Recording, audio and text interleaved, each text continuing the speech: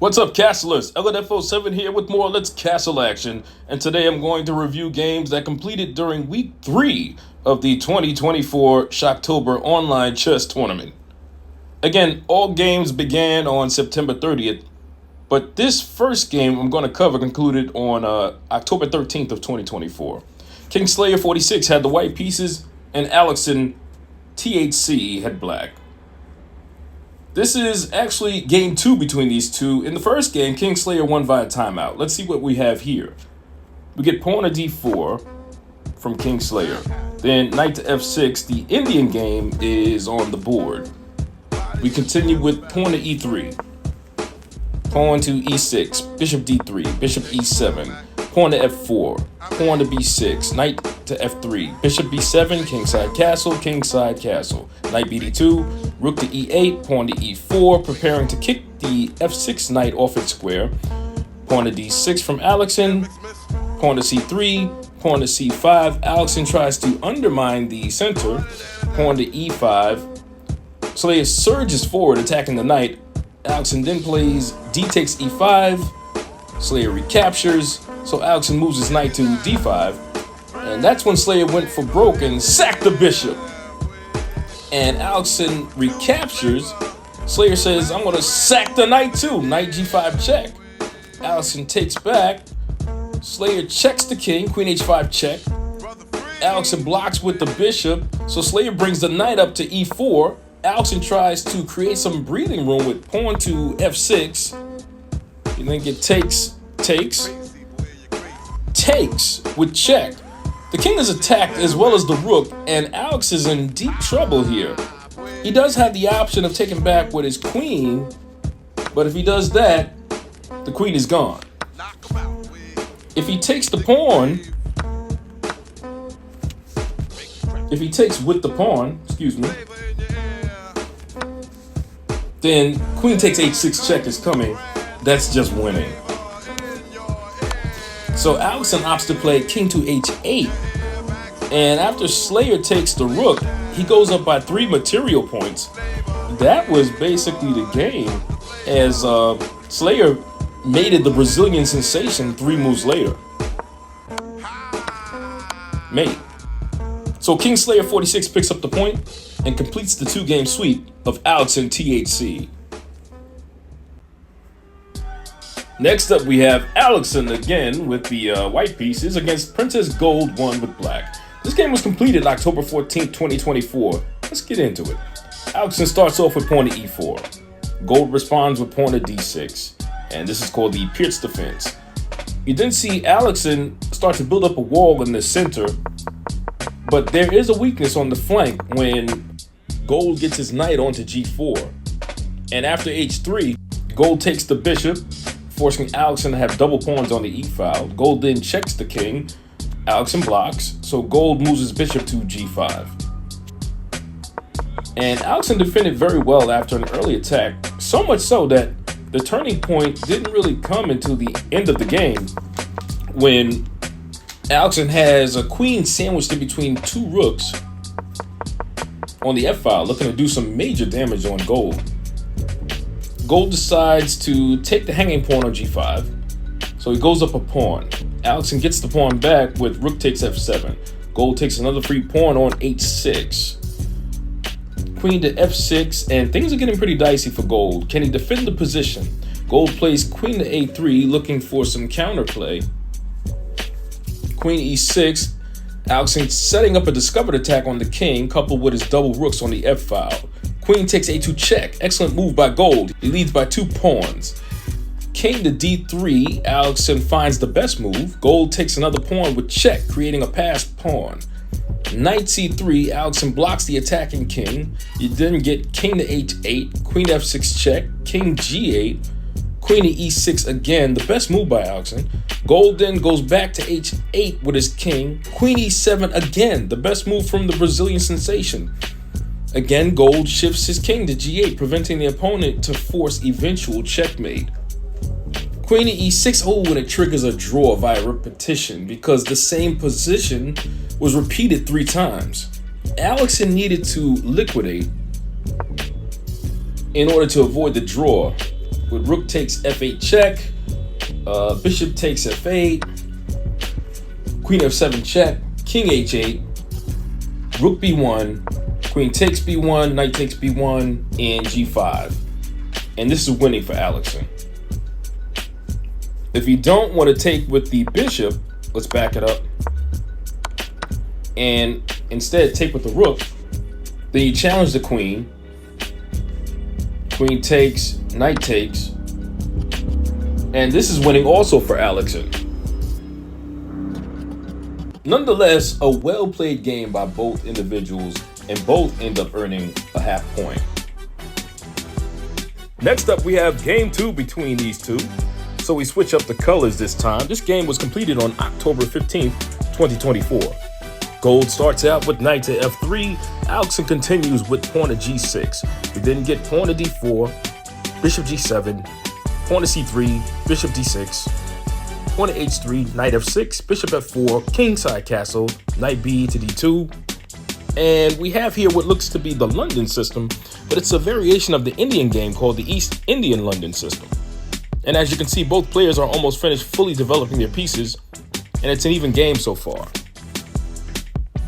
And it remained even until Alexson played queen to b6 on the 26th move of the game. And that's when Gold took the knight on d5. Alexson recaptures with his pawn. Gold takes that pawn, and then Alexson takes the pawn on b2. Gold then checks the king on d7. King h6, Alexson hides his king. The engine failed king h8 was the better move with the protection from the rooks on the 8th rank.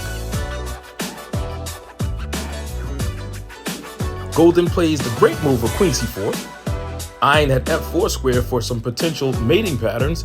Alexson plays the best move, queen f6, to prevent that. We then get rook f7, queen to g5, queen to d5, queen to d8, queen to e5 by the golden boy, another great move. Again, he's eyeing that f4 square. If Alexson tries to defend it with queen d5, well then that's mate in 1 with queen g7 checkmate. If, let's back it up, try another scenario. If Alexson plays the best move of queen g8, he's gonna lose a queen with queen f4 check. g5 for the block, queen d6 check, queen g6 for the block, and then rook f6, and this is totally winning. Instead, Alexson plays rook to b4, trying to guard against the check on f4, but Gold simply plays queen g7 check, king g5 is forced, f4 check. Alexson takes with the rook, but Gold recaptures with the check with his pawn. Alexson takes the pawn with the king. Then you get rook f1 check, king g5. Rook 7 takes f5 check. King h4 is forced. Rook 1 f4 check. King g3 is forced. Queen takes g6 check is mate 1. Queen g5 for the block. And finally, queen takes g5 checkmate. Game over. So a well-played game by the golden boy, aka Princess Gold 1. So he gets a draw and a win from the 2-game series and earns 1.5 points. Well done. Next, we have G Strong 100 with white versus Princess Gold 1 with the black pieces. This game finished on October 15, 2024. G Strong 100 starts off with pawn to e4, and Gold responds with pawn to d6, the Pierce defense, or perk, whichever way you want to pronounce it. The game didn't get interesting until G Strong put his queen on b7, going after the rook on a8. Let me speed it up here. And put that queen on b7, going after that rook on a8. It's hanging. Gold solves that problem with the move knight f6.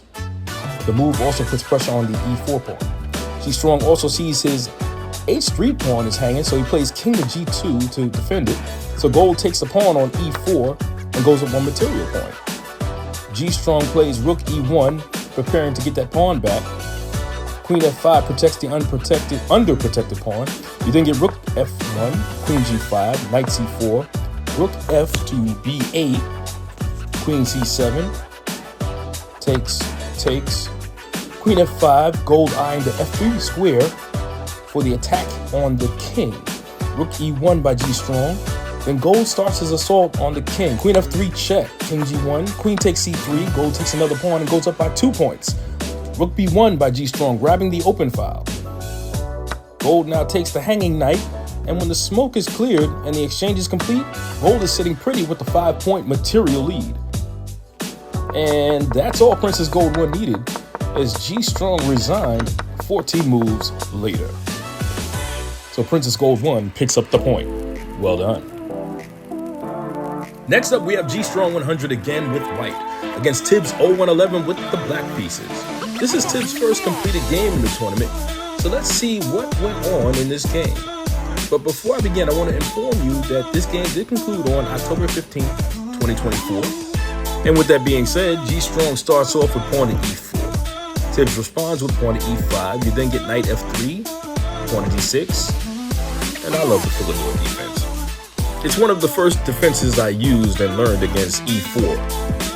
It just always felt like a solid defense for me, and I would definitely recommend it to new chess players. I still use it, but I digress. The game was a balanced one until Tibbs played the questionable move of knight f6, which allows G-Strong to ease his knight onto g5, putting tremendous pressure on the f7 square. So Tibbs plays the best move, pawn to d5. G-Strong takes the pawn. Tibbs recaptures with his knight, which is a mistake because after G-Strong recaptures the knight, he'll be up a full piece. Tibbs would have been better off just developing his dark square bishop to prepare for a kingside castle and conceding the pawn.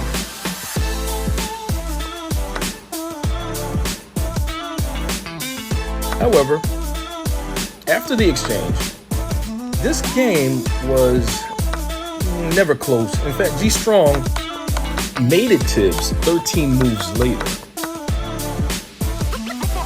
So, yeah, checkmate. So G-Strong picks up the point in this contest. Well done. Up next, we have Mo Kills versus YDTD. This is YDTD's first completed game, not counting the timeouts. Plus, he's also coming in hot, as he just secured his 9th Let's Castle daily title, defeating the #1 ranked player in the club, checkmating 427, in Game 1 of the IDT. Let's see what we have here.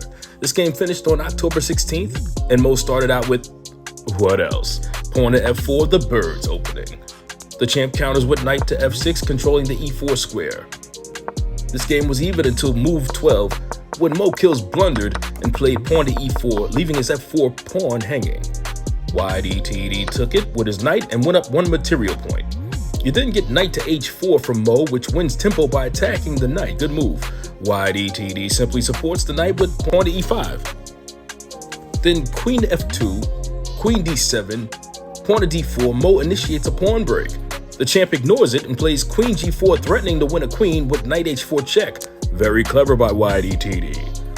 Mo pushes his d-pawn. So YDTD enacts his plan. Knight h3 check, break move by the champ. King h1 is forced. YDTD captures the queen and Mo Kills resigns on the spot. Impressive win from the champ, and YDTD earns the point in this contest. Well done. Next up, we have, yes, I've been waiting for this one. YDTD with the white pieces versus Bust a Move 82 with black. These two have a love-hate relationship going back to when Bust a Move felt he should have won a friendly over the board game, where YDTD was in check and forgot he was in check. So he moved another piece. Bust a Move captured YDTD's king in victory. I reminded him with no clock, you have to yell check. Bust a Move researched it on Google and alerted me that technically you don't have to tell your opponent that they're in check. So these two have been disputing this move still to this day. Well, we have them head-to-head in this game in a tournament of this magnitude. So let's see what happens here. This game was completed on October 16th, and YDTD started out with pawn to e4. Bust a Move 82, aka the Great White Shark, responds with his favorite defense against the e4, the Nimzovich defense, knight c6.